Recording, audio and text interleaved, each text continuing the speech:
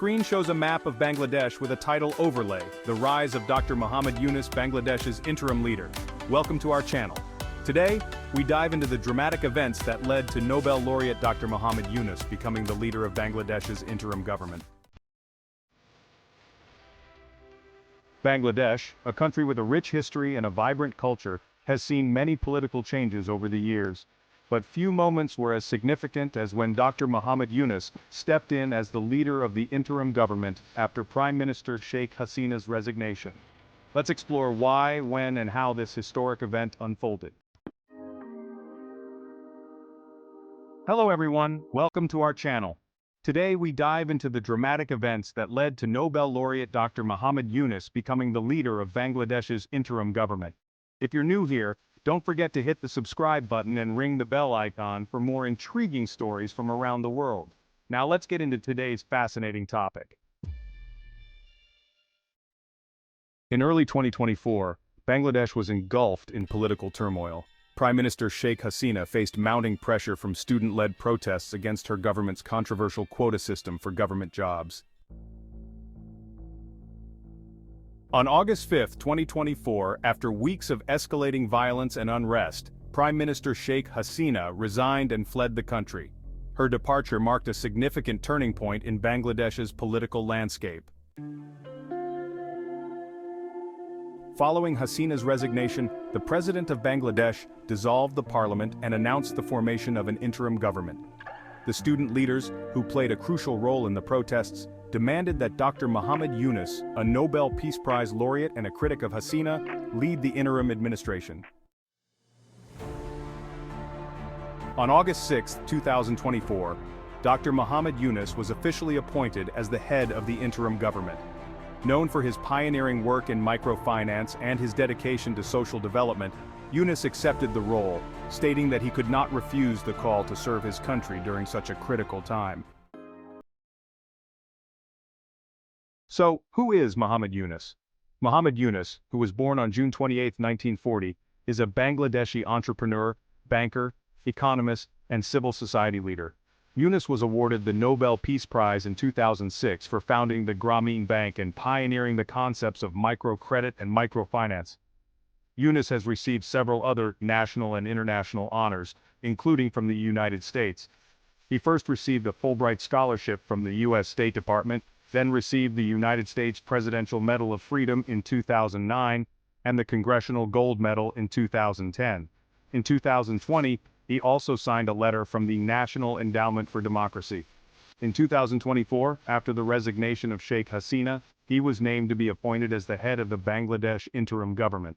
In February 2011, Yunus, together with Saskia Boyston, Sophie Eisenman, and Hans Reitz co-founded Yunus Social Business Global Initiatives, YSB.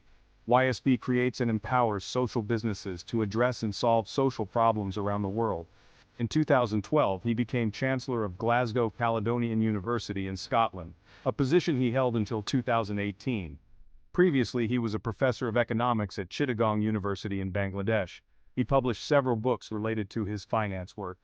He is a founding board member of Grameen America and Grameen Foundation, which support microcredit. Yunus also served on the board of directors of the United Nations Foundation, a public charity to support UN causes from 1998 to 2021. Frictions with Hasina's government.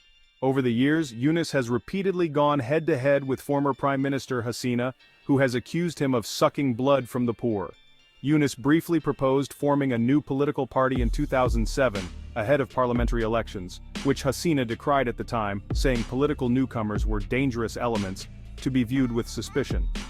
Yunus ultimately did not move forward with forming the party. In 2011, Bangladesh's government-controlled central bank removed Yunus as managing director of Grameen Bank, saying he had exceeded the mandatory retirement age. In the following years, Yunus was embroiled in multiple legal cases that his supporters said were the result of him being unfairly targeted by the authorities. They include a defamation suit, a food safety case, and allegations of tax irregularities, which he denied. In January 2024, a court in Bangladesh sentenced Yunus to 6 months in prison for labor law violations, with the banker again denying any wrongdoing. In a separate case, he was indicted in June 2024 on embezzlement charges.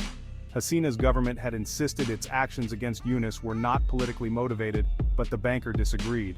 It is not currently clear what will happen to those prosecutions, now Hasina is out of power. While on bail appealing his prison sentence, Yunus said the corruption allegations against him had no basis, describing them as harassment. "I am not in the political field. There is no evidence that I am involved in politics," Yunus said at the time, warning that Bangladesh was becoming a self-destructing civilization. In a separate statement, he said Bangladesh had turned into a one-party state, with the ruling party stamping out all political competition. What comes next? In an interview after Hasina's resignation on Monday, August 5, 2024, before his appointment as a caretaker leader, Yunus said he wanted to see the army hand control of the country to a civilian government. He lambasted Hasina, saying she has tortured us, she has made this country unlivable for people. People are celebrating on the street, and millions of people all over Bangladesh are celebrating as if this is our liberation day, he said. Addressing his message to the protest movement in Bangladesh, he added, "You have done a great job." But, experts say, Yunus faces a long and complicated road ahead as the government reforms itself. His first challenge will be to re-establish law and order after the deadly protests of the past weeks, and to address the trust deficit that exists in society between the people and the state. That includes deep public mistrust toward Bangladesh's police, judiciary, and other state-run institutes, he said. Another pressing task will be to declare free and fair elections, the lack of which is one reason Bangladesh was plunged into protests in the first place. Yunus will also have to address the fallout from the past month, with Hasina's government having cracked down with deadly force on the protesters, with around 300 killed according to local media and agencies. Critics and human rights groups have accused authorities of using excessive violence, a charge the government denied at the time. Now the interim leader will likely face pressure to start setting up some sort of judicial procedures that will address the gross human rights violation in the past few weeks and in the past decade.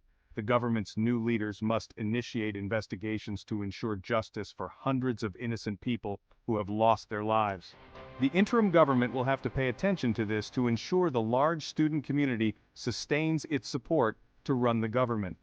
As the interim government moves forward, reforming Bangladesh's economy will be a key task where Yunus's economic background could play a role.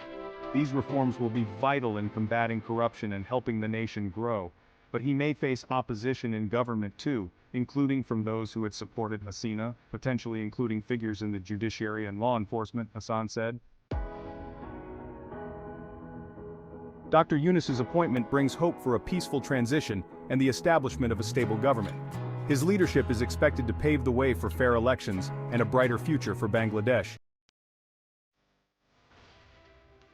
Thank you for watching.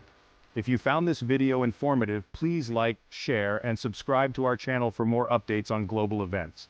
Let us know your thoughts in the comments below.